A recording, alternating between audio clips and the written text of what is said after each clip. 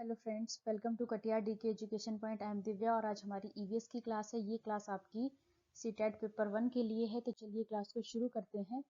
पहला क्वेश्चन है, ईवीएस में अवधारणाओं और मुद्दों को विज्ञान और सामाजिक विज्ञान में संकलित नहीं किया गया है, क्यों? अब आपको ये बताना है कि जो ईवीएस की अवधारणाएं हैं और जो मुद्दे हैं उसको विज्ञान और सामाजिक विज्ञान में जो है वो संकलित क्यों नहीं किया गया है। पहला, बच्चा समग्र रूप से अपने परिवेश को देखता है इसलिए, या फिर यह एक अच्छी शिक्षण रणनीति है, या फिर यह सिलेबस लोड को कम करने के लिए है, या फिर ईवीएस के सिलेबस को सीबीएसई द्वारा निर्धारित किया गया है। तो इसमें क्या करेक्ट होगा बेटा? ऑप्शन नंबर ए आपका करेक्ट हो जाएगा कि बच्चा समग्र रूप से अपने परिवेश को देखता है ना। आगे बढ़ेंगे हम। प्राथमिक स्तर पर ईवीएस पाठ्य पुस्तक में निम्नलिखित में से कौन सी विशेषता नहीं होनी चाहिए? अब ये जो नहीं है ना, इसको ध्यान में रखना है ना। जो गलत है वही आपसे पूछा गया है। तो पहला ऑप्शन है, इसमें सच्ची घटनाएं और कहानियां शामिल होती हैं। दूसरा, यह अमूर्त अवधारणाओं की परिभाषा और स्पष्टीकरण पर केंद्रित है। तीसरा ऑप्शन है, यह एक एकीकृत तरीके से प्राकृतिक, सामाजिक और सांस्कृतिक वातावरण प्रस्तुत करता है, या फिर यह छात्रों की विविध पृष्ठभूमि को पूरा करता है। तो आपसे नहीं पूछा गया था, तो ऑप्शन नंबर बी आपका गलत है। तो इसीलिए यही आपका करेक्ट आंसर होगा। यह अमूर्त अवधारणाओं की परिभाषा और स्पष्टीकरण पर केंद्रित है। तो ये बात गलत है। तो आपसे गलत ही पूछा गया था, है ना भाई। इसकी विशेषता क्या नहीं है, तो ये परिभाषाओं पर तो केंद्रित नहीं है ना, तो यही गलत है। तो यही आपका करेक्ट आंसर हो गया। आगे बढ़ेंगे हम। ईवीएस के संबंध में निम्नलिखित में से कौन सा सही नहीं है? अब यहाँ भी आपको वही बताना है जो कि गलत है। ईवीएस बाल केंद्रित शिक्षा पर आधारित है, ये बात तो बिल्कुल ठीक है ना। ईवीएस शिक्षार्थियों को अपने वातावरण का पता लगाने के लिए अवसर प्रदान करता है, ये बात भी बिल्कुल ठीक है। ईवीएस विवरण और परिभाषाओं पर जोर देता है। ईवीएस की प्रकृति जो है वो एकीकृत है। तो आप बताइए बेटा, क्या ईवीएस जो है वो परिभाषाओं पर जोर देता है? नहीं देता है ना। तो आपसे नहीं पूछा गया था, तो सी ही आपका करेक्ट आंसर हो जाएगा, है ना। आगे बढ़ेंगे हम। प्राथमिक स्तर पर ईवीएस शिक्षण का सबसे महत्वपूर्ण पहलू निम्नलिखित में से कौन सा होना चाहिए? अब इसमें आपको बताना है कि जो ईवीएस शिक्षण है इसका सबसे महत्वपूर्ण पहलू कौन सा है। पहला, गतिविधियों का संचालन और कौशल विकसित करना। दूसरा, मूल्यांकन में सफलता प्राप्त करना। तीसरा, विज्ञान की मूल अवधारणाओं को समझना, या फिर प्राकृतिक और सामाजिक सांस्कृतिक वातावरण से शिक्षार्थियों को जोड़ना। तो अब आप बताइए इसमें से कौन सा करेक्ट होगा। इसमें जो ईवीएस शिक्षण का जो सबसे महत्वपूर्ण पहलू है वो क्या है बेटा? प्राकृतिक और सामाजिक सांस्कृतिक वातावरण से बच्चों को जोड़ना। तो ऑप्शन नंबर डी आपका करेक्ट हो जाएगा। आगे बढ़ेंगे हम। मधुमक्खियों के छत्ते में मधुमक्खियों के बारे में कौन सा कथन सही नहीं है? यहाँ पर भी आपको वही बताना है जो गलत है ना, वही पूछा गया है। तो केवल रानी मक्खी ही अंडे देती है, ये बात तो बिल्कुल ठीक है। श्रमिक मक्खी नर मक्खी होती है, छत्ते में कुछ ही नर मक्खियां होती हैं, ये बात भी बिल्कुल ठीक है। छत्ते में एक ही रानी मक्खी होती है, ये बात भी बिल्कुल ठीक है। लेकिन जो श्रमिक मक्खियां होती हैं, जो काम करने वाली मक्खियां होती है, क्या वो नर मक्खी होती है? नहीं। तो ये गलत है। तो इसीलिए यही आपका करेक्ट आंसर हो जाएगा, है ना। आगे बढ़ेंगे हम। जंतु, कीड़े जो अपने समूह के अन्य सदस्यों को उनकी गंध से ढूंढते हैं, है ना। तो कौन कौन से हैं? बाज, चमगादड़, चील, रेशम का कीड़ा, है ना, चींटी, मक्खी, चींटी, मधुमक्खी, रेशम का कीड़ा, मधुमक्खी, चमगादड़, या फिर कुत्ता, है ना। तो आप बताइए इसमें से बेटा, जो अपने समूह के अन्य सदस्यों को उनकी गंध से ढूंढते हैं, तो कौन कौन से हैं वो? चींटी, है ना, मधुमक्खी और रेशम का कीड़ा। ऑप्शन नंबर आपका सी इसमें बिल्कुल करेक्ट हो जाएगा। चींटी, मधुमक्खी और रेशम का कीड़ा। आगे बढ़ेंगे हम। मधुबनी एक प्रसिद्ध, अब आपको ये बताना है कि मधुबनी क्या है ना। झील है राजस्थान में? नहीं। बिहार की एक शॉल है? नहीं। आंध्र प्रदेश में बुनी हुई साड़ी है? नहीं।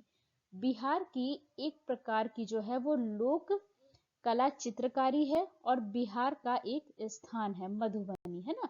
तो डी और ई आपका करेक्ट हो जाएगा। ऑप्शन नंबर 4 में दे रखा है डी और ई, तो ये आपका करेक्ट आंसर हो जाएगा। आगे बढ़ेंगे हम। निम्नलिखित में से भारत के केंद्र शासित प्रदेशों का युगल चुनिए। नागालैंड और मिजोरम, त्रिपुरा और झारखंड, झारखंड और चंडीगढ़, लद्दाख और जम्मू कश्मीर, है ना। तो आप बताइए इसमें से कौन सा करेक्ट आंसर हो जाता है आपका लद्दाख और Jammu Kashmir. Option number D आपका करेक्ट हो जाता है। आगे बढ़ेंगे हम। निम्नलिखित में से किन स्थानों पर आप नाव का उपयोग यातायात के साधन के रूप में देख सकते हैं। अब यातायात के साधन के रूप में नाव का उपयोग तो कहाँ पे होता है नाव का उपयोग? लद्दाख एवं कारगिल, कश्मीर और केरल, सिक्किम और दार्जिलिंग, दिल्ली एवं मिजोरम। तो जो नाव है उसका उपयोग यातायात के साधन के रूप में कहाँ किया जाता है? कश्मीर और केरल में। तो ऑप्शन नंबर बी आपका करेक्ट हो जाता है। आगे बढ़ेंगे हम। तीसरी कक्षा के विद्यार्थी अपने परिवार के सदस्यों के विषय में सीखते हुए चौथी कक्षा में परिवार वृक्ष की ओर बढ़ते हैं। अब तीसरी कक्षा के विद्यार्थी हैं जो अपने परिवार के सदस्यों के विषय में सीखते हुए चौथी कक्षा में जो है परिवार वृक्ष की ओर बढ़ते हैं और पांचवी कक्षा में परिवार परगमन के विचार की तरफ बढ़ते हैं। तो जो है इस थीम में पाठ्यचर्या उपागम है। पहला, अमूर्त से मूर्त, वैश्विक से स्थानीय या स्थानीय से वैश्विक, सामान्य से विशिष्ट। तो आप ये बताइए कि जो पाठ्यचर्या उपागम है वो कौन सा है इसमें? अमूर्त से मूर्त होगा क्या, वैश्विक से स्थानीय होगा या फिर स्थानीय से वैश्विक होगा? तो ऑप्शन नंबर सी आपका करेक्ट हो जाएगा। क्या होगा ये? स्थानीय से वैश्विक होगा। मूर्त से अमूर्त होता है और विशिष्ट से सामान्य होता है। तो ये तो सारे गलत हो गए आपके, है ना, क्योंकि यहाँ अमूर्त से मूर्त दे रखा है। क्या होना चाहिए? मूर्त से अमूर्त। ये भी गलत है। स्थानीय से वैश्विक होना चाहिए और विशिष्ट से सामान्य होना चाहिए। तो यहाँ पर आपका ऑप्शन नंबर सी करेक्ट होगा। आगे बढ़ेंगे हम। निम्नलिखित में से कौन सा तत्व एक अध्यापक को पर्यावरण अध्ययन के योजना में रखने के लिए विचार करना चाहिए? अब पाठ्य योजना में उनको कौन सी चीज ध्यान में रखनी चाहिए पर्यावरण के शिक्षक को? अनुदेशन, विशिष्ट उद्देश्य तो होना चाहिए। जो बच्चे हैं उनको पर्यावरण के प्रति उनमें सजगता होनी चाहिए। प्रमुख अवधारणाएं और प्रक्रिया कौशल या सामान्य उद्देश्य। तो अब आप बताइए इसमें से कि इसमें से कौन से ऑप्शन है जिनको आपको ध्यान में रखना है? तो अनुदेशन, विशिष्ट उद्देश्य होना चाहिए या नहीं होना चाहिए? आप बताइए। तो ये तो होना चाहिए, है ना। छात्रों की पर्यावरण सजगता। अब यहाँ पर क्या कहा गया है कि अध्यापक को पर्यावरण अध्ययन के पाठ की योजना में रखने के लिए जो है क्या विचार मतलब करना चाहिए? तो प्रमुख अवधारणाएं और प्रक्रिया कौशल भी होना चाहिए और सामान्य उद्देश्य भी होना चाहिए। बी वाला आपका इसमें गलत हो जाएगा। तो क्या होगा बेटा? अनुदेशन, विशिष्ट उद्देश्य होना चाहिए, प्रमुख अवधारणाएं और प्रक्रिया कौशल होना चाहिए, सामान्य उद्देश्य होना चाहिए। तो ए, सी और डी आपका करेक्ट हो जाता है इसमें। ए, सी एंड डी। आगे बढ़ेंगे हम। दृष्टिबाधित विद्यार्थियों के लिए निम्नलिखित में से कौन सी युक्ति पर्यावरण अध्यापन के लिए सबसे जो है अधिक उचित होगी? श्रवण पाठ्य वस्तु तैयार की जाए, है ना। स्पर्श वस्तुओं या बड़े अक्षरों की विषय वस्तु का उपयोग किया जाए। अवधारणाओं की सरल चित्रों तथा मूर्त ठोस वस्तुओं की व्याख्या की जाए। जहां तक संभव हो सके पाठ्य वस्तु को अधिक से अधिक मूर्त निश्चित जो है वो बनाया जाए। तो आप बताइए इसमें से। अब इसमें ऑप्शन नंबर ये आपका तो करेक्ट है बिल्कुल। श्रवण पाठ्य वस्तु जो है वो तैयार की जानी चाहिए, है ना। स्पर्श वस्तुओं और बड़े अक्षरों की विषय वस्तु का उपयोग किया जाना चाहिए, है ना। अवधारणाओं की सरल चित्रों तथा मूर्त ठोस वस्तुओं की व्याख्या की जाए या फिर जहां तक संभव हो पाठ्य वस्तु को अधिक से अधिक मूर्त निश्चित बनाया जाए। तो आप बताइए इसमें से कौन सा ऑप्शन आपका करेक्ट होगा? इसमें आपका डी करेक्ट हो जाएगा, सी आपका गलत हो जाएगा। तो ए, बी एंड डी आपका करेक्ट आंसर हो जाएगा। ए, बी एंड डी हो जाएगा आपका करेक्ट आंसर। आगे बढ़ेंगे हम। सलीम प्राथमिक कक्षाओं के विद्यार्थियों को जल विषय पढ़ाने के लिए क्षेत्र भ्रमण करना चाहता है। इनमें से कौन सी जगह उचित रहेगी? अब सलीम जो है वो क्या करना चाहता है? क्षेत्र भ्रमण करना चाहता है, तो इसमें से जल विषय पढ़ाना है उसको, है ना? तो कौन सी इसमें से जो है जगह उचित रहेगी, है ना? जल संचय यंत्र, जोहड़, बावड़ी, खेजड़ी। तो खेजड़ी तो आपका ट्री है, तो ये तो होगा नहीं। ए बी सी आपका हो जाएगा, तो ऑप्शन नंबर 4 आपका करेक्ट हो जाएगा। अगर आपको बच्चे को जल के बारे में बताना है तो आपको उनको जो है कौन कौन से ऐसे क्षेत्र हैं जहां पर आप उनको भ्रमण पर ले जाएंगे, तो जल संचय यंत्र, जोहड़, बावड़ी, ये चीजें आप बच्चे को दिखा सकते हैं। तो ए बी और सी आपका करेक्ट हो जाएगा। आगे बढ़ेंगे हम, है ना? अब यहाँ पर जो है वहीदा प्रिज्म जो है, जो भारतीय नौसेना में डॉक्टर हैं, है ना?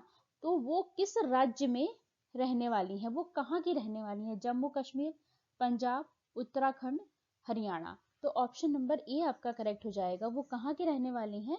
जम्मू कश्मीर की रहने वाली हैं। आगे बढ़ेंगे हम, जानवरों में कान के आकार का संबंध किस चीज से होता है? अब जो जानवर के कान होते हैं तो उनका आकार बड़ा होता है ना? या किसी का छोटा होता है, तो उनके जो कान का जो आकार है उसका संबंध किस चीज से होता है ना?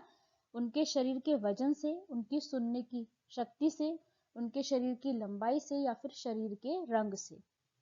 तो ऑप्शन नंबर बी आपका करेक्ट हो जाएगा कि जो जानवर के कान होते हैं तो जो उनका आकार होता है उसका संबंध किससे होता है? सुनने की शक्ति से होता है। आगे बढ़ेंगे हम, पुराने जमाने में कई जगह बावड़ियां बनाई जाती थी, इसका प्रमुख कारण क्या था? अब आपने देखा होगा कि पुराने जमाने में जगह जगह पर बावड़ी बनी हुई थी, तो उसने पूछा कि इसका कारण क्या था?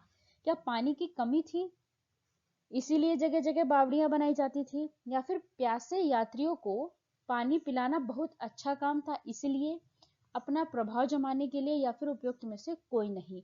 तो क्यों बनाई जाती थी बेटा? ताकि प्यासे यात्रियों को पानी पिलाया जा सके, क्योंकि पानी पिलाना क्या होता है? अच्छा काम होता है। तो इसलिए ऑप्शन नंबर बी आपका करेक्ट हो जाएगा। आगे बढ़ेंगे हम, पहाड़ों पर पानी का मुख्य स्रोत क्या होता है? अब जो पहाड़ है वहां पर पानी का जो स्रोत है, मुख्य स्रोत, वो क्या है? नदी है, नहर है, चश्मा है, वर्षा जल है। तो ऑप्शन नंबर सी आपका करेक्ट हो जाएगा। क्या है पहाड़ों पर पानी का मुख्य स्रोत? चश्मा, है ना? ऑप्शन नंबर सी करेक्ट हो जाएगा। आगे बढ़ेंगे हम, तरुण संघ नामक समूह संबंधित है। अब ये जो तरुण संघ है ये किससे संबंधित है? आर्थिक रूप से कमजोर वर्गों के बच्चों के लिए निशुल्क कोचिंग देने के लिए, पुरानी झीलों को पुनः निर्मित करने के लिए, विशेष रूप से सक्षम बच्चों को सिखाने में मदद करने से, या स्कूलों में दोपहर का पका हुआ भोजन उपलब्ध कराने के लिए। तो ये जो तरुण भारत संघ है बेटा, ये क्या करता है? ये क्या काम करता है? पुरानी झीलों का पुनः निर्माण करता है। तो ये पुरानी झीलों के पुनः निर्माण से संबंधित है। तो ऑप्शन नंबर बी आपका करेक्ट हो जाएगा। आगे बढ़ेंगे हम, अलबरूनी के यात्रा विवरण के बारे में असत्य कथन की पहचान करें। अब अलबरूनी कहाँ से आए थे? उज्बेकिस्तान से आए थे, है ना? तो इन्होंने जो यहाँ का जो भारत का विवरण किया है, जो भारत के बारे में इन्होंने बताया है, तो उसमें से कौन सा गलत कथन है आपको ये बताना है। तो पहला ऑप्शन क्या है कि भारत के लोग तालाब बनाने में माहिर है। ये बात तो बिल्कुल ठीक है ना? पत्थरों को लोहे के कुंडों और सरियों से जोड़कर तालाब के चारों तरफ जो है चबूतरे बनाए जाते हैं। ये बात भी बिल्कुल ठीक है। अलबरूनी उज्बेकिस्तान से भारत आया था, ये भी बिल्कुल ठीक है। सी ऑप्शन क्या है? तालाब की सीढ़ियां जो है वो चढ़ने और उतरने के लिए एक ही होती थी? नहीं, ये बात गलत है। चढ़ने और उतरने वाली सीढ़ियां अलग अलग होती थी, है ना? अलग अलग होती थी ना? तो इसमें से आपसे क्या पूछा गया है? असत्य कौन सा है? तो असत्य कौन सा है? ऑप्शन नंबर सी आपका गलत है। तो यही आपका करेक्ट आंसर हो जाएगा, ऑप्शन सी। आगे बढ़ेंगे हम, मृत सागर क्या है? एक ऐसा सागर जिसमें ज्वार भाटे बहुत तीव्र गति से आते हैं, एक ऐसा सागर जिसमें जहाज चलाना खतरनाक होता है, या फिर एक ऐसा सागर जिसका पानी जहरीला है, या फिर मृत सागर एक ऐसा सागर है जो सभी सागरों महासागरों से ज्यादा नमकीन है। तो आप बताइए बेटा, जो मृत सागर है ना, वो कैसा है? सभी सागरों और महासागरों से ज्यादा नमकीन है। तो ऑप्शन नंबर डी आपका करेक्ट हो जाता है। वीडियो अच्छी लगे तो लाइक करें, शेयर करें, चैनल को सब्सक्राइब करें। Thanks for watching this video.